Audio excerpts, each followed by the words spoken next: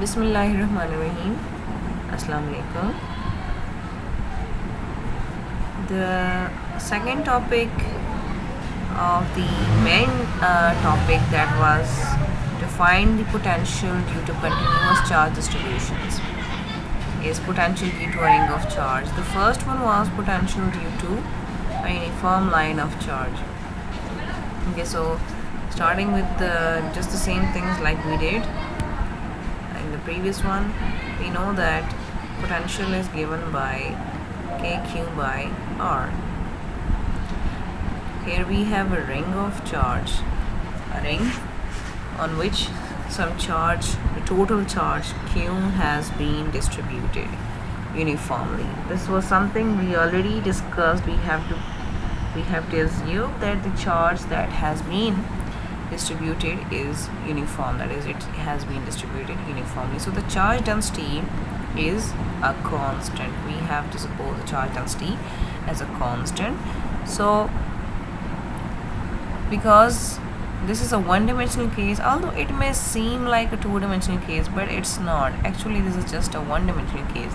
It is just a line of charge which has been turned around and form into a ring. So just like the previous things we do, we just take a small portion, small length element. Here we are going to take an arc of this ring of charge and having a charge dq, because the total charge is q, so this small portion consists of charge dq. The total length of the that is arc, that is the circumference of the ring, is 2 pi r, and this small portion is ds, and because angular displacement equals r theta, so here ds equals r d theta. R cannot be written with a small d because r is just the radius, which is a constant.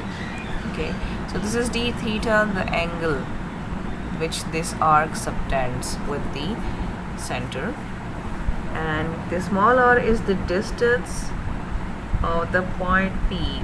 This is the point where we are trying to locate, we are trying to find out the potential. So this point is actually a distance r from the charge element and a distance z from the center of the ring. So we have put these values here because we are trying to find the potential due to this length element or arc element. That is why we write it as dv. So this is going to be equal to k dq by r.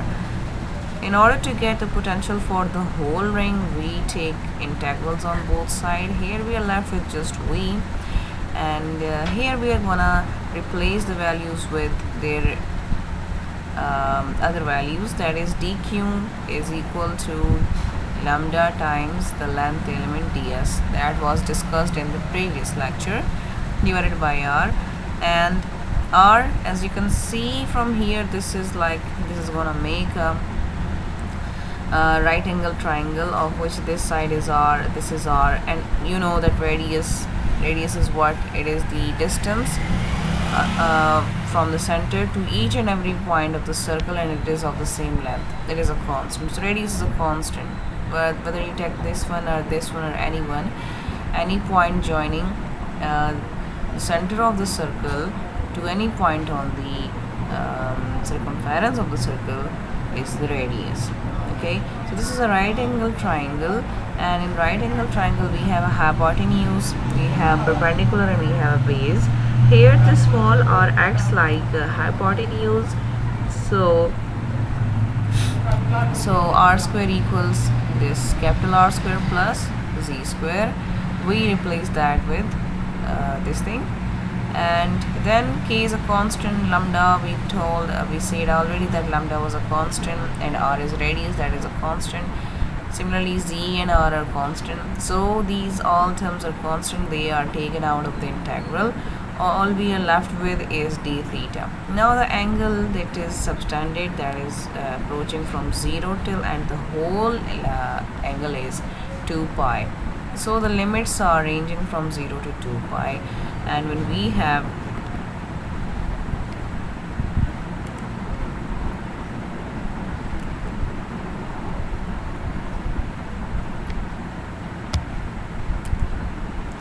So when we have actually found out the integral of that d theta, we are left with 2 pi. This is simple. As you can see, we have this is the integral where we are left with only d theta, and the limits are 0 to 2 pi, 0 and 2 pi. As I already told you guys how to solve integrals. Okay, so after integrating, I'm just left with theta, because you see there is nothing in between the integral and the d theta. So that means that there was a theta, the variable, with a power 0. So when you are integrating it, you add 1 to the power and then divide it by the same power. So this is 0 plus 1, 1. I'm just going to write it as 1. And then the limits are from 0 to 2 pi. This is how you do it. Okay, so here you see theta, power 0 plus 1 is theta. So we are left with theta and the limits. Okay, let me just write it as such. How do we input the limits? Let's see that. Okay, so we input the limits like this. First, I'm going to write the upper limit, which was 2 pi instead of theta. I'm going to write it as 2 pi. Then I put a negative sign, and then I put the lower limit, which was 0, and anything which from which you subtract 0 or into which you add 0, because 0 is the additive identity, so you get the same thing again. So I get 2 pi. This is what I get 2 pi from the integral on the previous slide, right? So this is the potential I get for for a ring of charge at a point P, which is at a distance z from a ring of charge. Now we discuss some limiting cases. The limiting cases say that when z is very far, that is when my point P is very far from the ring of charge. So we already know that we have been told that potential at infinity is 0. So we shall see that this tends to 0. If z tends to infinity, then we shall tend to, that is, approach to 0. Let's see that. Let's do that. Let's put z equals to infinity in this equation, and let's see if we get it or not. Let me clear this out for some time. Okay, so here we are.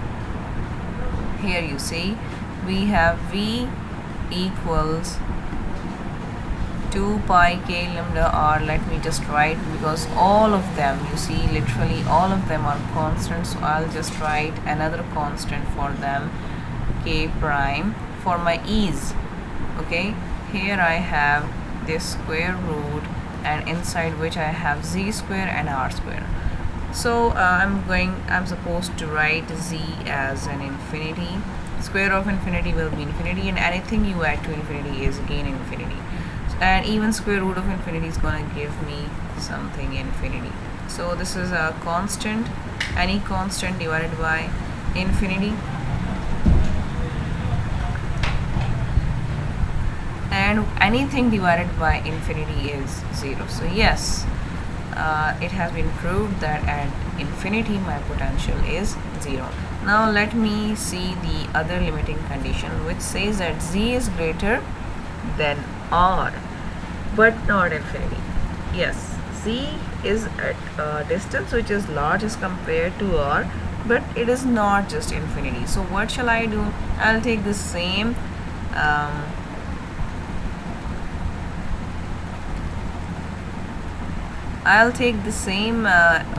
equation, this one, and I'll be putting z greater than r. What should be my approach? In this approach, I'll not be writing z as infinity, because we already said that z is just greater than r, but not exactly infinity. Here you see that when z is very large, if there was just one greater sign than r, we would have said that z was greater than r, just like in this case. But because it is much greater than r, it means that as compared to z, r tends to 0, r approaches to 0. Like you can say, when you are comparing the two, that is z and r, it seems like r is about 0 as compared to z. R may not be 0, but because z is so far, you are looking for, like for example, you have this ring, and if you are looking it from very very far distance, so you can see it as a point charge. So let's see if this really acts like a point charge when z is greater as compared to r or not. So for that purpose, now I'm going to do what? I'm just going to put this r equal to 0, because as compared to z, this is 0. Actually this is not 0, so this r should come as it is, and instead of this r, I'm going to write what? I'm going to write 0. So I get what? Just I'll do it directly. These are all constants, and you can also say that this is equal to like 2 pi k lambda r is equal to q. So okay, instead of k, yes, k should be written as k, and these four things, that is 2 pi lambda and r, they are gonna give me q. Okay, and divided by under the root, I am supposed to be replacing r with 0, so I'm just left with z square and inside the root, so square and this root cancel out, and I'm left with k q divided by z. So yes, this is what we had for a point charge, and for a point charge the only difference is that we wrote small r, and here I am writing it as z. So yes, when our z is greater, very very large as compared to r, then the ring of charge behaves like a point charge. Thank you.